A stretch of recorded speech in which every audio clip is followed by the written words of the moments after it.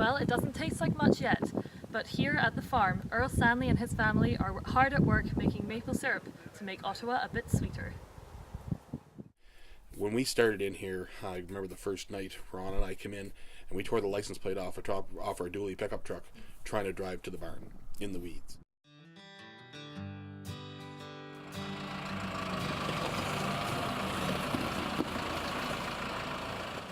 The original settlers were my cousins.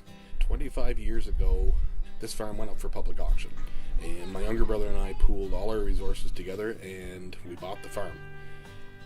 June 30th will be our 25th anniversary on the farm. So it was always in our heritage, but wasn't in our ownership. It was very nice for us to be able to go ahead and buy it and be able to keep it in the family. For the first 10 years, we cleaned up after the original settlers and moved things around that they had piled and placed in different locations. And the last 15 years, we've cleaned up after what I've done. So I know as a child I came here and helped make maple syrup, and it's great to be able to go ahead and provide that tradition to other people.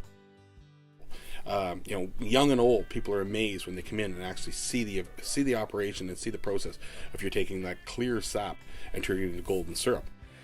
The cooler sap pushes the hotter sap, which is maple syrup, to this side. How do you create something so people will remember you and want to keep coming back? So the sap will start this way and it cleans the pan. Whenever somebody comes to the farm, quite often the first thing that people think of is a pancake house. Well, that's not the first thing we think of. It's the wagon rides, it's the taffy, it's going to see the maple syrup being made. Every time you take a drop to check and see the consistency of the sugar, and if there's a little splash, you lick it up because it's liquid gold and you don't want to waste any bit of it. I've done this all my life, and the last 25 years this has been my livelihood, and I don't miss any chance to eat maple syrup. If it's going, I'm into it. My imagination never quits. I go to bed at night and I get up in the morning happy to go to work.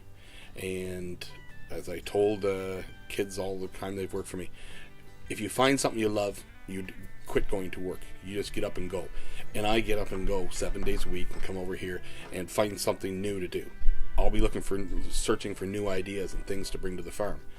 We have created, with our Easter egg hunt and our way of doing maple syrup season, places for kids and their families to create memories. It's quite an experience when you see a child go and look in a bucket and see the sap dripping away, and you explain to them that if you count 40 of those drops, one of those drops is going to become syrup.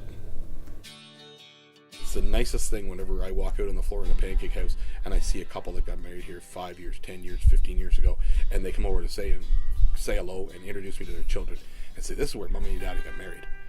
It really kind of tugs at your heartstrings. To have all of that family around, it really gives you a sense of, wow, this is important. If they want to keep coming helping on the weekends.